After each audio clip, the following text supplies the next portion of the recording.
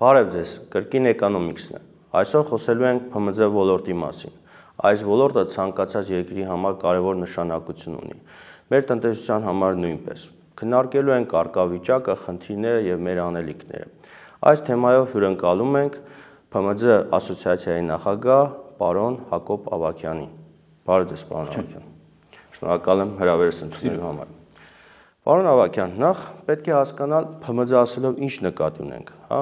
օրենքի իմաստով փոքր միջին ձեռնարկատիրության մասին թե հարկային իմաստով։ Ըստ ձեզ որն է այն ՓՄԶ-ն, որոնց պետք է օգնենք, օժանդակենք։ Շնորհակալություն, իրականում թվում է թե տենց ամեն ինչ պարզ է, բայց անընդհատ այդ հարցը առաջանում է նույն հենց ՓՄԶ-ների մասով, այսինքն իրենք ուզում են հասկանալ իրանք ովքեր են, հա։ Դասական ու իրավական առումով իհարկե մենք պետք է հաշվի առնենք, որ ունենք ՓՄԶ աջակցության մասին օրենք 2002 թվականին ընդունված, որտեղ չափորոշիչները դեռևս այն ժամանակ սահմանվել էին դեպի մի քիչ ավելի առաջադիմական, հա։ Օրինակ, այնտեղ փոքր ու միջին ձեռնարկատիրությունը բաժանվում է գերփոքր, փոքր եւ միջին չափանիշներով։ Գերփոքրը սահմանվում է տարեկան մինչև 100 միլիոն շրջանառություն ունեցող եւ մինչև 10 աշխատակից եւ որոնց տարավերջին ակտիվները չի գերազանցում 100 միլիոնը, ու տենց էլի սանդղակով, ասենք 50 աշխատակից 500 միլիոն եւ միջինը մինչև 1.5 միլիարդ եւ 250 աշխատակից ունեցող եւ էլի նույն ակտիվների չափը բաժնով։ Բայց հարկային օրենսդրությունը երբեմն շփոթություն է առաջացնում, երբ որ մենք ասում ենք շրջանառության հարկ վճարողներ եւ այլն, շատերը ընկալում են, որ հենց դրանք են, բայց միայն դրանք չեն, այսինքն եթե չափորոշիչով նայենք, ապա պետք է առաջնորդվենք, որ մինչև 100 միլիոն շրջանառություն ունեցող նաեւ կան շահութարկ վճարողներ եւ կան, այսինքն նրանք էլ են գերփոքր համարում եւ կան հակառակը ոչ շրջանառության հարկ վճարող միկրոձեռնարկատիրություններ։ Ընդհուպ միջև մենք ունենք դեպքեր, երբ որ գիշեք նախկինում հարկային օրենսդրությունը, որ մի քիչ էլի տարբեր բաներ ուներ, սահմանումներ ուներ, ունենք ինքնազբաղված ինստիտուտը, այսինքն նույն ինքնուրույն կոշկակարություն անող, չգիտեմ, հագուստի վերանորոգում անող, որոնք այդ ինքնազբաղվածներն էին, հա։ Դրանք էլ մենք ունենք նաև մեկ այլ մի փոքր շեղվածություն 2018-19 թվականին այն ժամանակ էկոնոմիկայի նախարարությունում մենք կարողացանք տենց անենք, որ GIZ-ի աջակցությամբ վիճակագրության կոմիտեն ներդրեց նաև առանձին ՓՄԶ վիճակագրություն, որտեղ համարյա թե նույն չափորոշիչներն են, այսինքն այնտեղ բարձր աշխատողներով է չափվում, մինչև 10 աշխատող եւ այլն, բայց այդտեղ որոշակի ոլորտներ կան, որ դուրս են, օրինակ ասենք առողջապահական ոլորտը եւ այլն, կարելի ասել պատկերը մոտավոր այնտեղ ստանում է վիճակագրությունը, բայց մի քիչ շեղվածություն կա, եթե էլի առաջնորդվենք ՓՄԶ աջակցության մասնանք։ Ամփոփելով այս, մենք պետք է հասկանանք, որ ՓՄԶ-ն դա միայն հարկային օրենսդրությունով սահմանված չի, այլ ինչպես ձեր բացման խոսքում նշեցիք, ՓՄԶ-ն դա վերաբերվում է երկրի տնտեսության, սոցիալական, աղքատության, տարածքային զարգացվածության բոլոր ոլորտներին։ Եվ դա նենց չի, որ միայն Հայաստանին է վերաբերում, դա ասենք պարզագույն դասական մոդելն է, որով մենք պետք է առաջնորդվենք հասկանալով օրինակ աղքատությունը ինչպես ենք մենք փորձում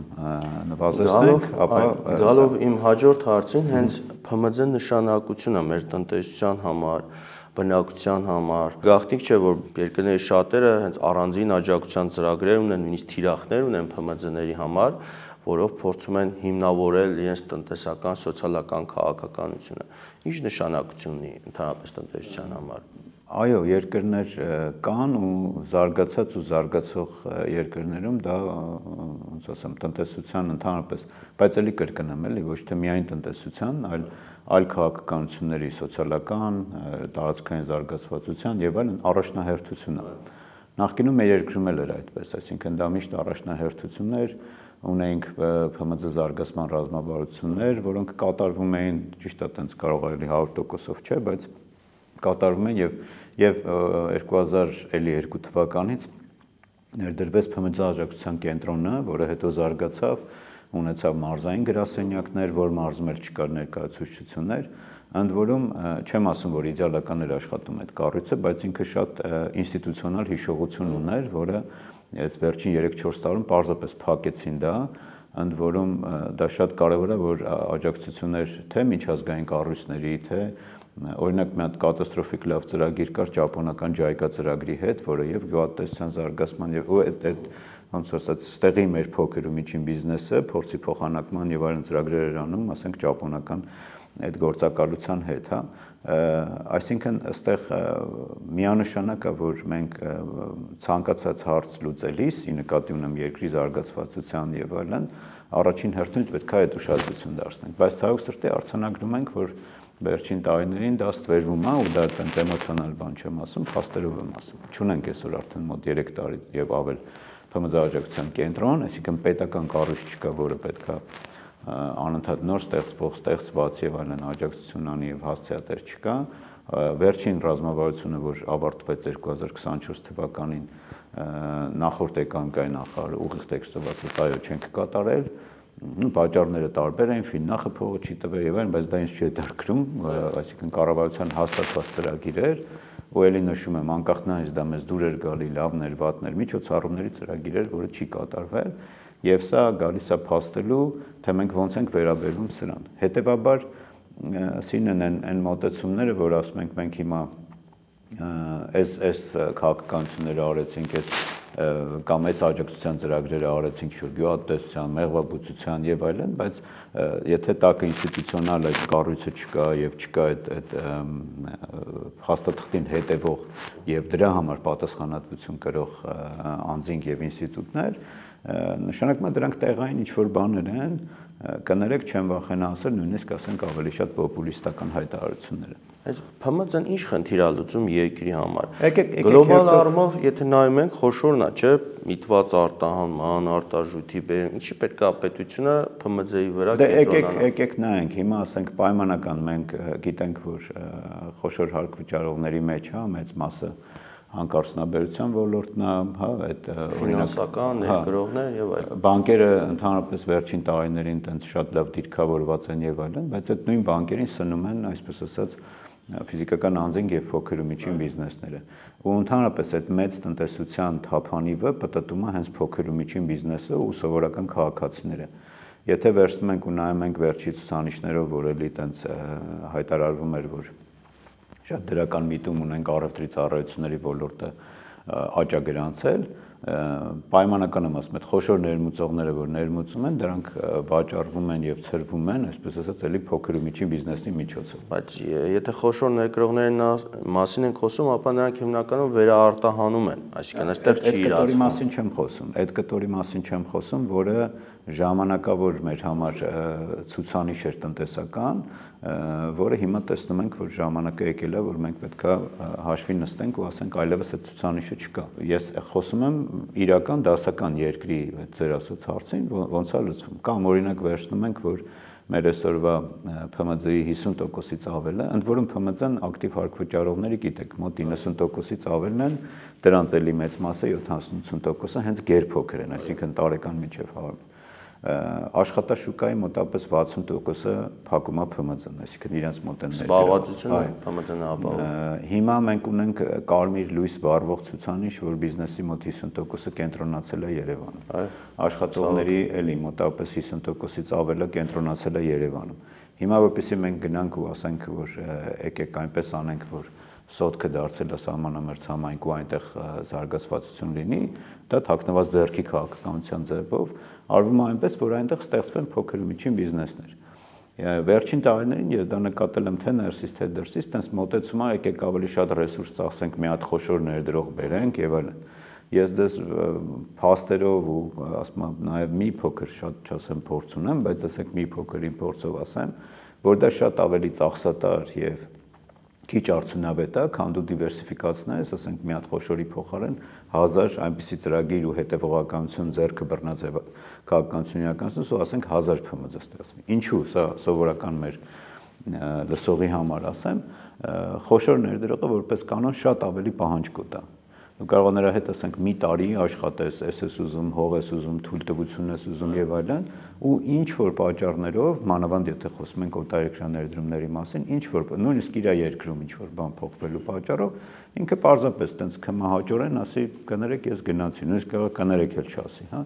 Իսկ փոքր բիզնեսը, որը ասենք հենց քո տեղի ապրողն է, որը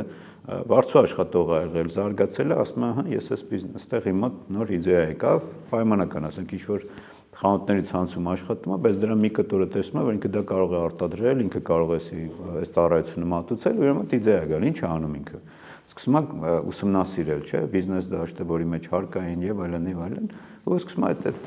դառնալ փոքր բիզնես։ Ու սա անընդհատ process է, այսինքն մենք չենք կարող ասել, դե լավ, մենք լսում ենք էլի մենք հիմա, դե լավ, մենք ինչ-որ պայպ ասենք, որ ՓՄԶ-ն վերջ զարգացել է ու գրել, ոչ չենք կարող ասել։ Աշխարհում չեն ասում դա, ասում եմ, ես միշտ այդ օրինակը բերում եմ Գերմանիա, Ճապոնիա եւ այլն, որոնք ասենք իրենց ՓՄԶ-ն հնայում, ասենք 50% պլյուս մասնաբաժին ունի, մեր մոտ 27-ը կարծեմ վերջի տվյալներով, բայց այնտեղ շարունակում է գոյություն ունենալ այդ գործակալությունները։ Ինչու՞, որովհետեւ նոր ՓՄԶ բացվում է, գերփոքրը դառնում է միջին, այսինքն այդ մեկը փակվում է, ու վերադառնալով այդ խոշոր ու փոքրին շատ ավելի արդյունավետ է ու քո երկրի համար ավելի կայուն է, երբ որ դու ավելի շատ ռեսուրս ես ծախսում դրա վրա։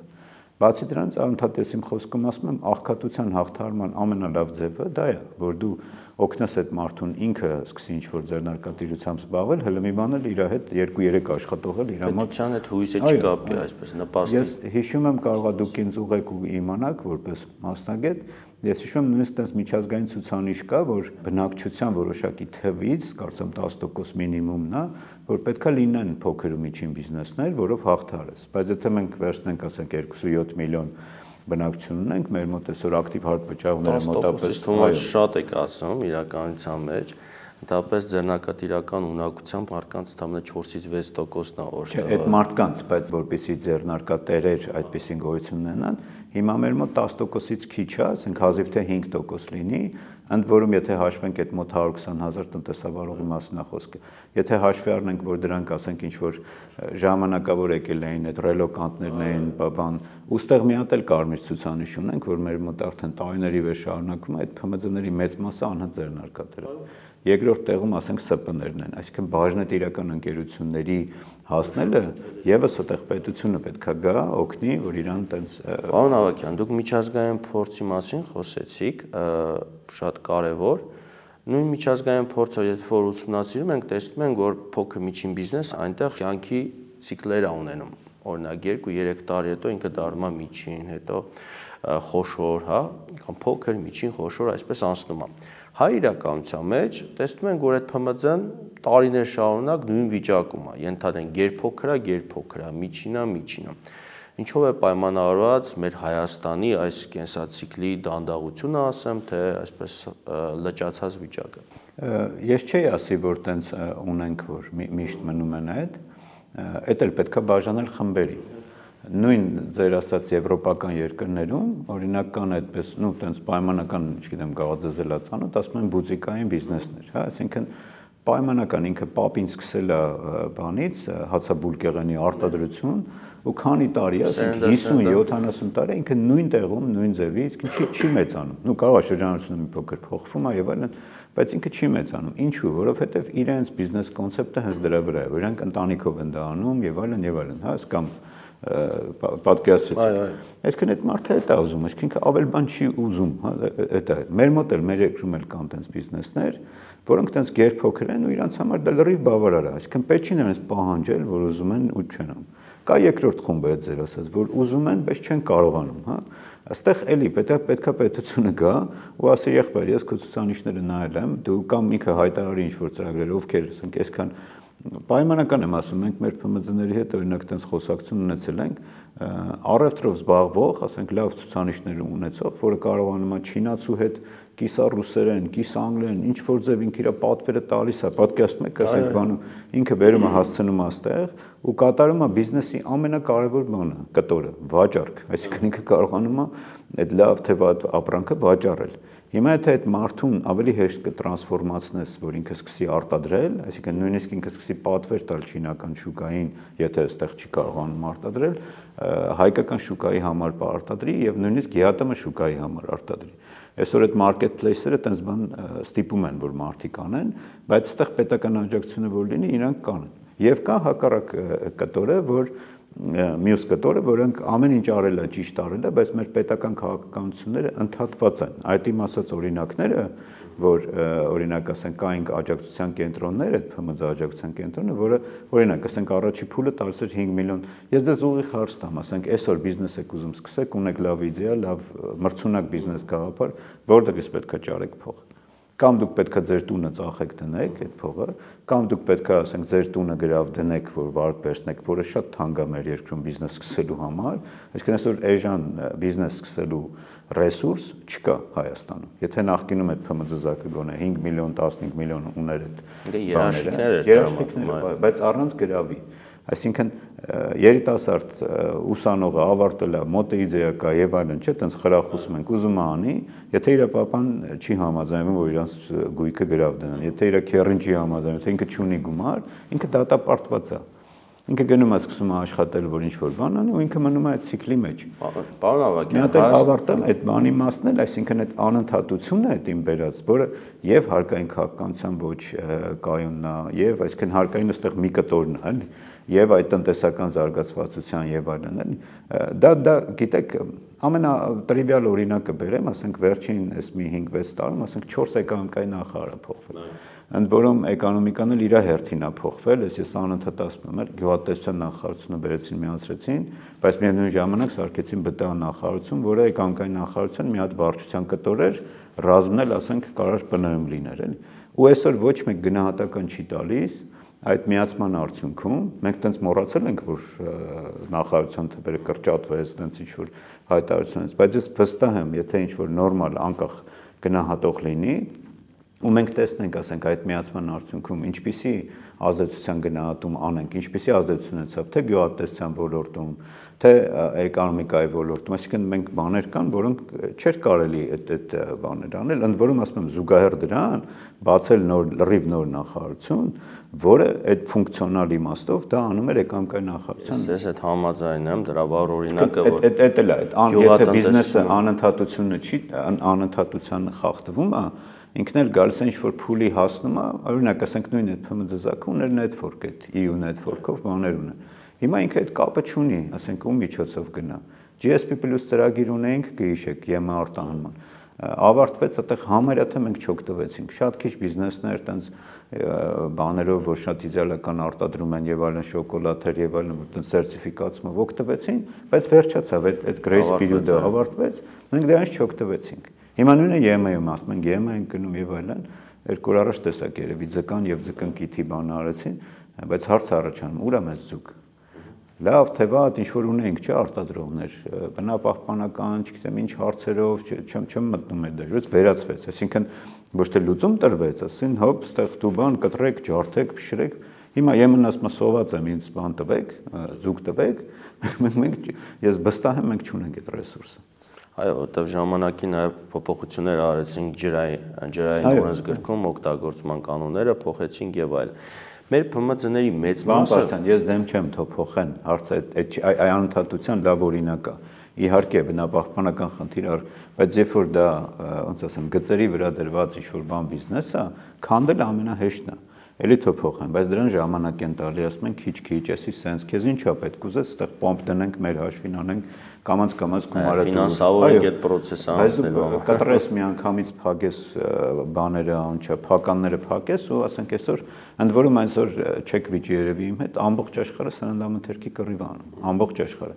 Այսինքն մենք անընդհատ այդ սննդամթերքի ուշադրությունը եւ դրա կարեւորությունը ստվերում ենք։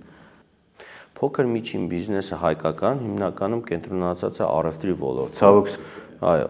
եւ եթե նայում ենք վերջին տարիների մեր առևտրի ոլորտի տենդենսները, կնկատենք, որ այստեղ կենտրոնացում կա, գերկենտրոնացում կա սուպերմարկետների ձեռքում, որոնք ոչ միայն մանրածախ առևտրականներին են շուկայից դուրս թողնում, այլ նաեւ արտադրողներին։ Այսինքն իրենք սկսում են գին թելադրել, պայմաններ թելադրել։ Այս պայմաններում ՓՄԶ ոլորտը ինչպես կարող է զարգանալ, ինչպես եք տեսնում այս հարցի լուծումը։ Դեռևս մինչև 18 թվի փոփոխությունները, ես դրան հեղափոխություն չեմ ասում, էլ իշխանապողությունը, մենք ունեցել ենք դեպքեր այդ ձեր ասած հայտնի սուպերմարկետների Քյավառի գաթա, տենց էր կոչվում ինքը, ինչ եմ անունը տալի, որտեղ այդ խշկին այդքան չարչարվելուց հետո ի վերջո փակվեց։ տալիս էր այդ սուպերմարկետներին, այսինքն ձեր բերած օրինակին եւս մի օրինակ եմ ավելացնում։ Այդ սուպերմարկետը այն որ դատան իր մոտ է, չէ, ինչ որ շատ լավ է ծախվում է սկաթան։ Նույն անունով մի քիչ այտենց փոխած ինչ-որ Քյավառի հայկական ինչ-որ այտենց բառ էին ավելացրել, հիմա լավ չեմ հիշում, կողքը դրել էին ու վաճառում էին։ Նույն այդ կնոջից էլ էին վերցնում, ասում են մենք քո հետ հարց չունենք, բեր քո գաթան։ Կամած այս Մարեսկինը զգում էր, որ ասենք ոնց որ իրանը չի վես։ Սկսել էր մոնիտորինգ անել, տեսել էր նույն իր գաթայի կողքը, նույն ձևի դրած, այսինքն այդ սուպերմարկետը բաց դրանից սկսել էր արտադրել։ Մենք ինքներս ստանձնեցինք դա որպես ասոցիացիա, մեր համար լավ кейս էր, լավ դեպք էր, ու տնտեսական մրցակցություն տվեցինք, բան, տենց շատ երկար այդ process-ը գնաց, ինչ որ հիշում եմ կարգադրեցին բանանել եւ այլն, անունը եւ այլն փոխել, բայց ի վերջո դա չլուծվեց այն հարցը։ Մանավանդ գիտեք, փոքր բիզնեսը չի կարող մի տարի սպասի տենանք ինչ ա լինում, ինքը այդքան ռեսուրս չունի, հա։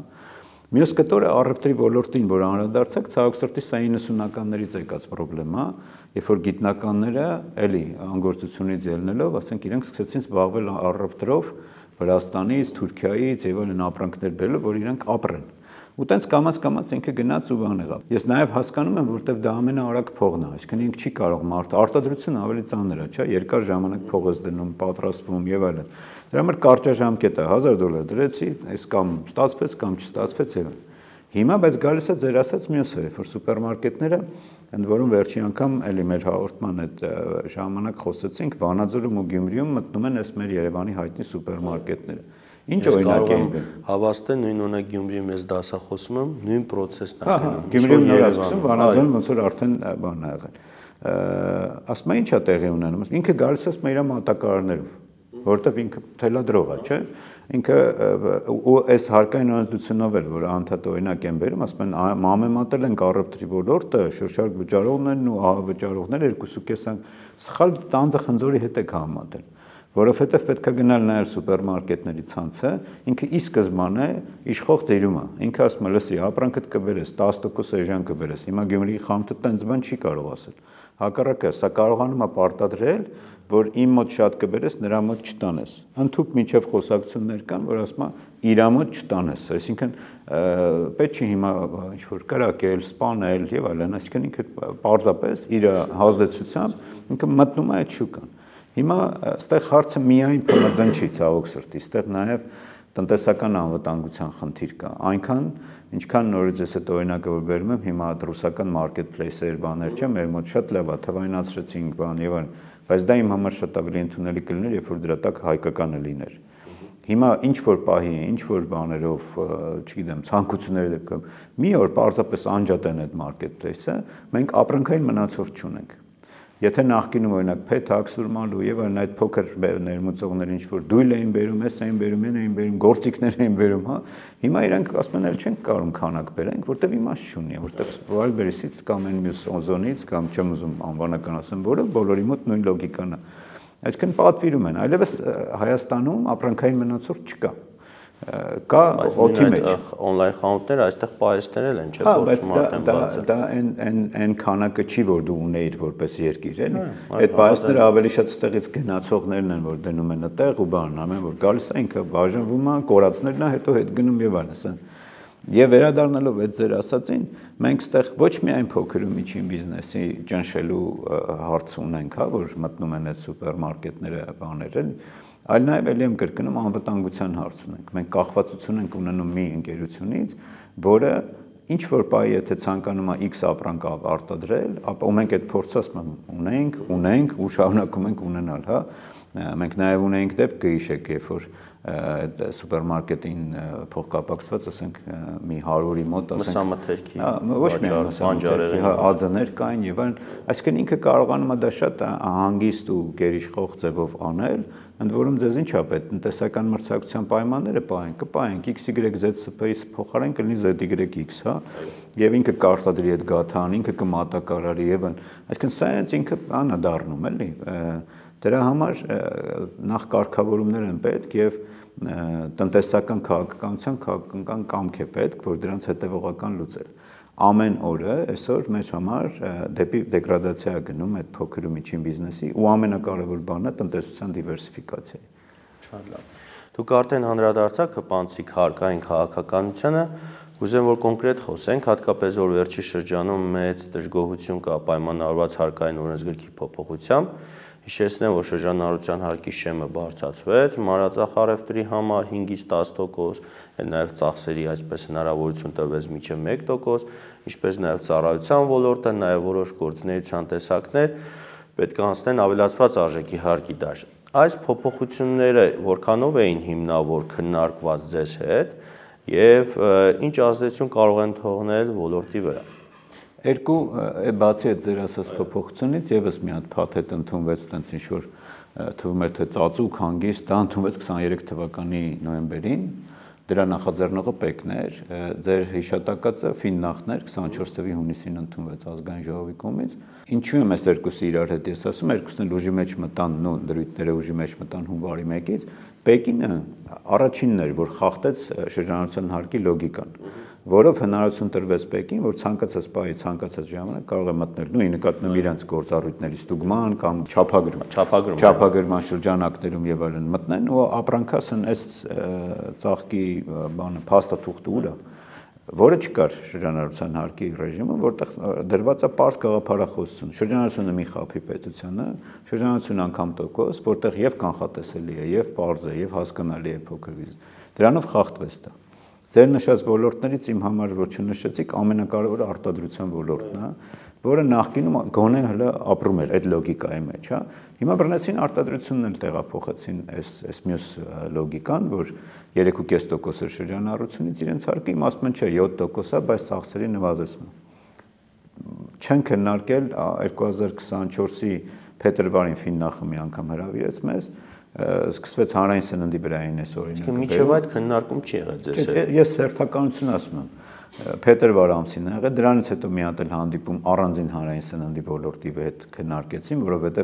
այնտեղ մի քիչ ավելի բան էր մոտեցումը, ասում են նայեք, եթե սրան չհամաձայնվեք, տանում ենք ԱԱ-ի դաշտ, հանրային սննդից էլ եկել էին խոշորները, ընդ որում դա էլ է հետաքրքիր, մոտ 2200 հանրային սննդի օբյեկտ ունենք ըստ Ֆիննախի, որից 270-ն 110 միլիոնից ավել, մնացածը 100-ից ներքև եկել, բայց եկել էին 200-ից մի 10 հոգին, էլի։ Ու տենց ասին լավ, որ այնտես եք տանում, համաձայնենք 6%-ը դարձրեք 12, այդ լոգիկան պահեք եւ այն։ Հաջորդը արդեն կախվեց իդրաֆտում։ Անձամբ ես էկոնոմիկայի նախարար նոր նշանակվել, ասենց խնդիր կա անցած տարի մարտ ամսին։ Եկեք բան արեք, քննարկում անենք, հանգարց չգնա ընդունվի։ Չքննարկվեց, ՓՄԶ զարգացման խորհրդում այդ հարցը չեկավ այդ հունիսին։ Ու արդյունքում հունիս ամսին մայիսի 2-ին ընդունվեց կառավարության որոշմամբ, իսկ իդրաֆտում կախվեց ու վերջ։ Մայիսի 2-ին ընդունվեց կառավարության որոշմամբ, արտահերթ ռեժիմով գնաց ազգային ժողով, հունիսի 12-ին ընդունվեց հունվարի 1-ից ուժի մեջ։ Լավ, դա ընդունվեց։ Հունիսից մինչև հունվարի 1 ոչ մի իրազեկման արշավ, ոչ մի հանդիպումներ իրական ՓՄԶ-ների հետ։ Հազիվ թե ասենք մեր նման կառույցներն են, որ տենց անընդհատ փորձում ենք հարցազրույցներով զգուշացնել, որ ժողովուրդը ընդունվել է այսպես, բայց գիտեք, ՓՄԶ-ն գնում է գործի հաշվապան հունվարին, ասում է գիտես, քո հարկը 5-ից դառել է 10, ու գրքագրում պետք է անես, այս կլինի, այն կլինի, նոր ջղայնանում է դուրս է գալի փողոց, հա։ Սա ցավոք սրտի միակ օրինակը չի, որ նույն կառավարության որոշմամբ սահմանված ազդեցությունների գնահատման կարգ կա, որը չի պահպանվում։ Սա այս Ֆիննախի մեր ընկերներին էլ եմ ասել եւ այլն, էկոնոմիկային ենք ասել եւ այլն, էկոնոմիկան դա ընդհանրապես այս նախագծին գրել էր չենք առարկում, հակառակը հարկային ճեղքը փակելու համար առաջարկում ենք շրջարկը ընդհանրապես հանել։ Ես այտենց բան չէի տեսել էլի իմ պրակտիկայում, նո նախկին էկոնոմիկայի նախարարն էլ էր այտենց շրջարկի վերացման ջատագովը, ամեն դեպքում ունենք այն ինչ որ ունենք։ Հիմա կառավարության մեջ հավասարակշռությունը ցավոք չկա։ Չկա, որովհետև լոբինգի հաց կա։ Ես հիմա հասկանում եմ, որ ավելի շատ լոբինգ անող կտորը դա խոշոր ու բանկային եւ այլն, այսինքն այդ բիզնեսի ներկայացուցիչներն են։ Մեր միակ հույսը ազգային ժողովն է, մենք փորձեցինք տնտեսական հանձնաժողովի հետ էլ քննարկում անել, վերականգնեցինք այդ ԱԺ տնտեսական հանձնաժողովին կից այդ ՓՄԶ խորհուրդը, հույսով ենք, որ այդտեղ գոնե, որովհետեւ ի վերջո նրանք որոշում ընդունողներն են, այդտեղ գոնե այս բանը առողջ քննարկումները կշարունակվի եւ որոշումները ճիշտ կընդունվեն։ Բայց իրական հատվածում հիմա ՓՄԶ-ն դուրս եկավ փողոց, կառավարությունը ասաց լավ է, ձեր բերած օրինակներից մի հատը ոնց որ ճիշտ եք ասում, սխալ էինք արել, որը վերաբերվում էր անցած տարի, եթե մարդը ունի փաստաթղթերով ձեռքբերումներ, թույլ չեք տալիս բանեք։ Սա էլի շատ տրիվիալ օրինակ է, երբ որ ասում ես ախր շատ բաներ հաշվի չեք առել, հա։ Հիմա այդ մի հատը լուծելու համար կառավարության որոշում ընդունեցին, որը, ասենք, շատ նման է ձախ ձեռքով աճականջը բռնելուն, էլի։ Ասում են լավ, այդ մեկը սխալ են կարել, 10%-ից հանած 5% տարբերությունը կտանք, եթե վիճակագրում անեք, հաշվետվությունը տակ 10%-ը վճարեք, հետո մենք նոր կտենանք ամեն ինչ ճիշտ է, նոր ձեզ կտանք։ Առաջի երամսյակի համար մինչև մայիսի 1-ը պետք է տակ դիմումը, երկրորդի համար, այսինքն այստեղ հարց չի առաջանում, լավ, հուլիսի 1-ից հետո ինչ է լինելու։ Կյանքը փոխվելու է, կամ մինչև հուլիսի 1-ը հետո է հաշվել, որ այդ մարդը իր նախորդ տարվա ապրանքային մնացորդը սաղ վաճառելու է։ Կամ ով է հաշվել, որ ինչքան է հարկային բեռը, ընդ որում Ֆիննախի բերած հիմնավորմամբ արդյունավետ դրույքաչափ ասածը, որ շրջանառության տոկոս հանած ձեռքբերումների տոկոս, արդեն իրենց հիմնավորման մեջ գրած էր, որ բարձրանում է հարկը։ Եվ անկեղծ միջև այդ ասում են, չէ, հարկի բարձրացում չկա, նվազումը, հիմա անկեղծ թղթերով որ նայում ես, ասում ես, եղբայր 18 միլիարդ լրացուցիչ եկամուտ եք նախատեսել սրանը, որը չի լինելու։ Հիմա այս ՓՄԶ-ն դուրս է եկել փողոց, ասում է, ես ոնց անեմ այն։ Հարկային բեռ ասելով ես հասկանում եմ ոչ թե միայն այդ դրույքը, այլ որ թանկ հաշվապահես վերցնելու, երկար ժամանակ ես ծախսելու, կհիշեք, առաջ doing business-ի մեթոդաբանության մեջ տենց բաներ կար, չէ՞, ինչքան ժամ ես ծախսում հաշվետվությունը կազմելու, ուղարկելու եւ դրա համար այս մարդիկ դուրս եկան փողոց, ներկայացրեցին, մենք որպես ասոցիացիա փորձում ենք այդ երկխոսությունը ապահովել։ Հիմա ոնց որ թե իրենց մոտեցումը այն է, որ լավ հաշվի առնելով որ ուղարկել ենք գրություններ, էկոնոմիկա, կառավարություն եւ այլն, եւ ՓՄԶ-ների մեծ մասը սպասում են առաջի երամսյակի արդյունքների ավարտին, վերջի անգամ հայտարարեցին, որ ապրիլի 14-ին, այսինքն առաջի երամսյակի ավարտից հետո ապրիլի 14-ին դուրս կգան նորից իրենց, այսպես ասած, ձայնն ու կարծիքը ասելու։ Ես չգիտեմ մինչև այդ քայլ կարվի, որ այնուամենայնիվ նստեն մի սեղանի շուրջ երկխոսեն եւ որովհետեւ մենք առաջարկել ենք ոլորտ, եկեք խմբեր կազմենք ու իրար հետ խոսենք, որտեւ առևտուրը իր բաղկացուցիչներ ունի։ Ոսկ առևտուրը ենթաճյուղեր ունի։ Այո, ոսկու, ասենք առևտուրը ուրիշ է, ոսկու արտադրողը ուրիշ է, կոշիկ արտադրողը ուրիշ է, ապրանք ներմուծողը, գիտեք, մենք ունենք ոչ դիվանագիտական հարաբերություն ունեցող երկրներից, որ ապրանքներ են հասնում ցած ինչ որ Վրաստանից, ինչ որ բարդ մեխանիզմներով, այսինքն նրանց մոտ ուրիշ է, ներմուծողը ու մարզերին վերավաճառքի տվողը ուրիշ է, եւ այլն ծառայությունները ձեր ասած լրիվ ուրիշ պատմություն է։ Այսինքն պետք է նստել, իրականում ձեռքերը կշտել, գործանել, եթե ուզում ենք։ Եթե չենք ուզում, եթե մտածում ենք, որ անբեկանելի է, ոնց որ հայտարարվում է, եւ այս որոշումը ճիշտ է, շատ լավ։ Քաղաքական պատասխանատուն ես չեմ։ Վերջապես կառավարությունը պետք է հասկանա, որ սա բոլորիս վերաբերող հարց է եւ այստեղ այսպես իշխանության դիմություն հարց չկա, մեր տնտեսությունը պահելու, զարգացնելու խնդիր ունենք, առանձին ոլորտներով պետք է դիտարկենք եւ առանձին հասարակական քաղաքականություն մշակենք, այսօր սա շատ կարեւոր է։ Հիմա այս ամենը որ ունենք, հա,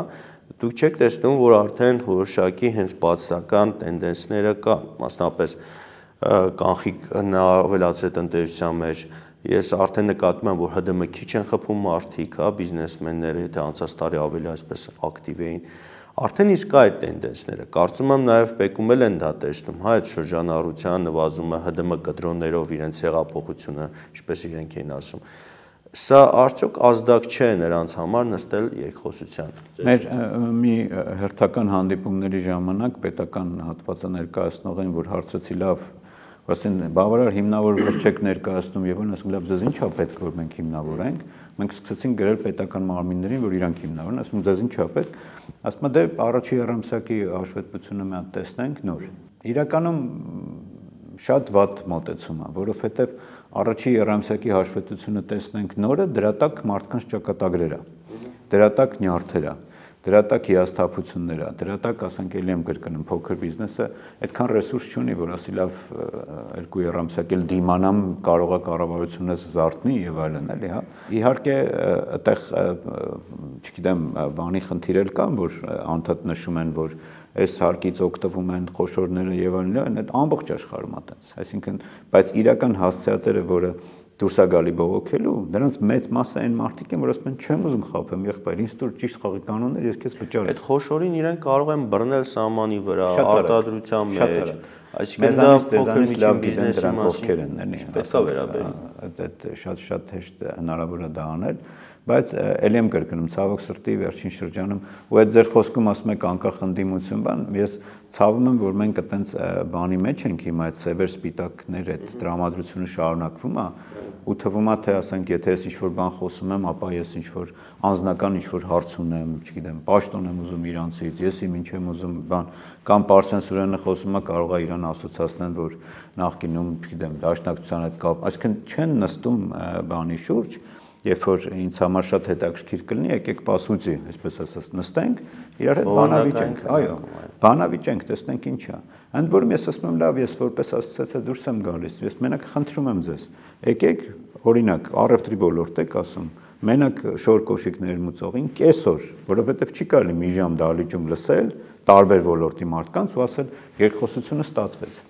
Չի լինում, ելի եմ կրկնում, ժողովուրդ, դրա տակ մարդկանց ճակատագրեր են։ Դրանց տակ հիասթափություններ են, ռուս ռելոկանտ կար, որ եկավ մոտեցավ այդ բողոքի ակցիաների ժամանակ, որը նաև հայկական քաղաքացիություն էր ստացել հոր կապով, էլի։ Ինքը ինչ էր անում, ինքը շատ լավ տիրապետում էր այդ մարքեթ պլեյսերին ու այս ռուս-ուկրաինական պատերազմի արդյունքում եկած խմբի մեջից էր, ինքը մեր վերնիսաժում, տանը աշխատող վարպետներից առնում էր ապրանք, դնում էր ընդե վաճառում էր։ Բոլորը երջանիկ են, չէ՞, նայեք, մի հատ միջնորդ շղթա է, որը ունենք չփաստաթղթավորված շղթա, այս շղթայով ինքը փաստաթղթավորում է, շրջարկը նաև այդ հարցն էր լուծում։ Կա որոշակի շղթա, օրինակ նույն ճիր արտադրողը։ Միրգը, որ վաճառես, դա գյուղմթերք է, գիտեք։ Միրգը դարձնես ճիր վաճառես, այլևս գյուղմթերք չի, հետևաբար հարկ պետք է։ Հիմա ասենք շոկոլադ արտադրողը, չգիտեմ, ինչ-որ բան արտադրողը, որը առնում է ճիր ինչ-որ մեկից, արանքում հայտնվում է մի հատ ինչ-որ գրագետ ՓՄԾ, նո համեմատաբար գրագետ եսի նկատեմ հարկային գրագիտությամբ, որը այն ֆիզանձից առնում է, սպիտակեցնում է, տալիս է ստեղ, հա, այսինքն բանով եմ ասում, էլի։ Հիմա դա էլ վերացրեցինք։ Հիմա այն մարդը պետք է գնա, գյուղացունասի գնա քո գյուղապետարանից թուղթ բեր եւ այն։ Այս ռուս ռելոկանտը ասում էր, ես հիմա մեր այտենց խմբեր ունեն իրանք, որ քննարկվում, ասում է առաջի տեղում Վրաստանն է, որ այստեղից գնանք այնտեղ, որովհետեւ ասում է անենց բարդ բաներ եք հիմա ասես, ասում է ես հələ ասում է ես իմ բուղգալձորի հետ չեմ կարող հասկանալ մի վերջո ես ոնց ինչ պետք է անեմ, որտեվ հաշվապասել ասում է լիքը հարցեր կան, որոնք հələ པարզ չեն այս կարգավորումները։ Նույն հաշվապահների ասոցիացիայի հետ կամ նույն ֆիննախի մեր ընկերների հետ որ խոսում ենք, երբեմն իրանք էլ են ասում, այնքան ենք խճճվել այս բանի մեջ, որ ինքը ավելի բարդ է դարձել, քան շահութարկը։ Իսկ ինչու է այտենց, որովհետև ել եմ կրկնում, շրջարկի գաղափարախոսությունը խախտվել է, եւ մենք իրան ուզում ենք մոտարկենք շահութարկին, ավելի խճճվում ենք, այս կառավարության որոշումներով եւ այլն ավելի խճճվում ենք։ Շնորհակալ եմ պարոն Ավագյան հետաքրքիր զրույցի համար։ Հարգելի հետևորդներ, այսօր խոսեցինք ՓՄԶ խնդիրների, մեր անելիքների մասին։ ՓՄԶ ոլորտը մեր երկրի համար ռազմավարական նշանակություն ունի, եւ եթե մենք ուզում ենք լուծել սոցիալական, ժողովրդավարական, ժողովրդագրական տարբեր խնդիրներ, մենք պետք է ՓՄԶ-ի վրա հիմնվենք։ Եվ այստեղ մի կողմ պետք է դնենք մեր անձնական ամբիցիաները եւ նստենք երկխոսության լուծումներ գտնելով։